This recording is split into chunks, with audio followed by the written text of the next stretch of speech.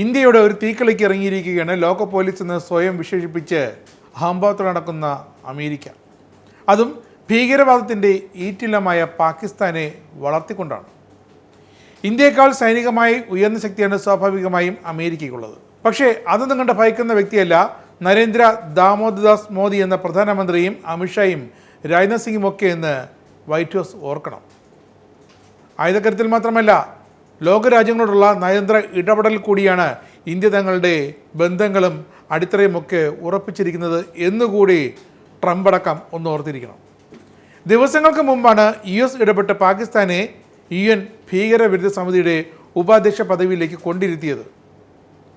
കള്ളനെ ഖജനാവിൻ്റെ താക്കോൽ മാത്രമല്ല കാവൽ കൂടി ഏൽപ്പിക്കുന്ന നടപടിയായിപ്പോയത്. എന്നിട്ടിപ്പോൾ അമേരിക്ക എന്താണ് പറയുന്നത്? പാകിസ്ഥാൻ തങ്ങളുടെ ഒരു പൊന്നോമന രാജ്യമാണെന്ന്. പഴയതെല്ലാം അമേരിക്ക മറന്നുപോയതുപോലെ.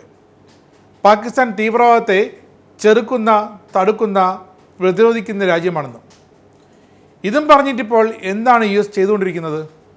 വരുന്ന ശനിയാഴ്ച ഡൊണാൾഡ് ട്രംപിൻ്റെ ജന്മദിനത്തിൽ US നടക്കുന്ന സൈനിക പരേഡിൽ അതിഥിയെ ക്ഷണിച്ചിരിക്കുകയാണ് പാകിസ്ഥാൻ്റെ സൈനിക മേധാവി Asim മുനീറിനെ.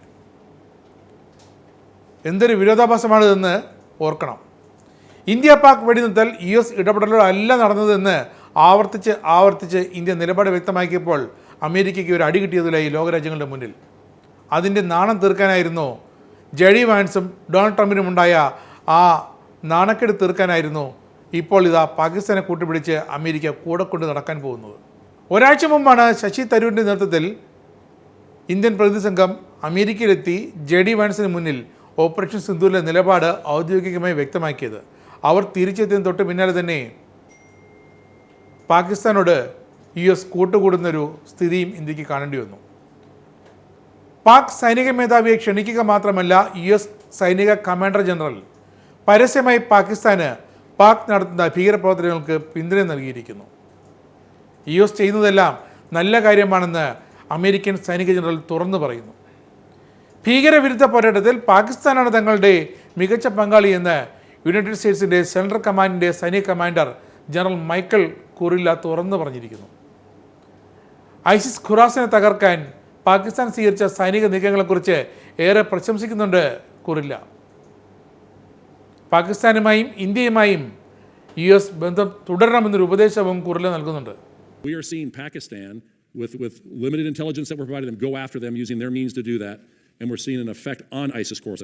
Pakistan had over 1,000 terrorist attacks in the western area, killing about 700 security and civilians and 2,500 wounded. They're in an active counterterrorism fight right now, and they have been a phenomenal partner in the counterterrorism world.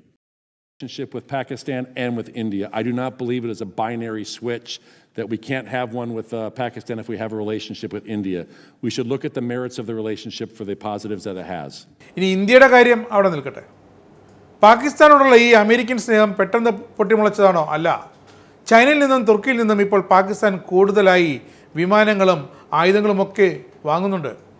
എന്നാൽ പിന്നെ അത് തങ്ങൾ വഴി ആയാൽ എന്താണ് കുഴപ്പം എന്നാണ് ഇപ്പോൾ US-ൻ്റെ ചിന്ത. അതുകൊണ്ട് തന്നെയാണ് പാകിസ്ഥാനെ അവർ കൈയച്ച് പിന്തുണയ്ക്കുന്നത്.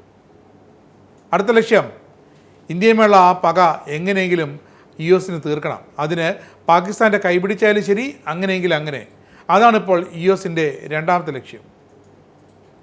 തീവ്രവാദ പ്രവർത്തനങ്ങളുടെ ലക്ഷ്യകേന്ദ്രമാണ്, തീവ്രവാദ പ്രവർത്തനങ്ങളുടെ ഈറ്റില്ലമാണ് പാകിസ്ഥാനെന്ന് അന്താരാഷ്ട്ര സമൂഹത്തെ ബോധ്യപ്പെടുത്താൻ ഇന്ത്യ നയതന്ത്ര നീക്കം നടത്തിയ അതേ സമയത്ത് തന്നെയാണ് US-ൻ്റെ ഈ പാകിസ്ഥാനെ കൂട്ടുപിടിച്ചുള്ള നീക്കവും. തരൂർ US-ലെത്തി ഇന്ത്യയുടെ നിലപാട് വിശദീകരിച്ച് മടങ്ങിയതിന് പിന്നാലെ പാകിസ്ഥാൻ്റെ പൂർണ്ണ പിന്തുണയുമായി US സൈനിക മേധാവി സെനറ്റ് ആൻഡ് ആംഡ് സർവീസ് കമ്മിറ്റിക്ക് മുമ്പാകെ തൻ്റെ റിപ്പോർട്ട് വെച്ചത് ഇന്ത്യക്ക് ഒരു തിരിച്ചടി തന്നെയാണ്. ഇക്കഴിഞ്ഞ ചൊവ്വാഴ്ചയാണ് പാകിസ്ഥാൻ്റെ ഭീകരവിരുദ്ധ പ്രവർത്തനങ്ങൾ വളരെ മികച്ച രീതിയിൽ മുന്നോട്ട് പോകുന്നു എന്ന് പ്രശംസിച്ചുകൊണ്ട് ജനറൽ മൈക്കൽ കുറില്ല സെനറ്റ് കമ്മിറ്റിയിൽ തൻ്റെ നിലപാട് വ്യക്തമാക്കിയത്.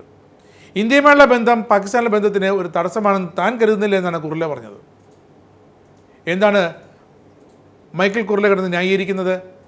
ISIS ഭീകരൻ മുഹമ്മദ് ഷരീഫുള്ള ജാഫറിനെ പിടികൂടിയത് പാകിസ്ഥാൻ സൈന്യമാണ്.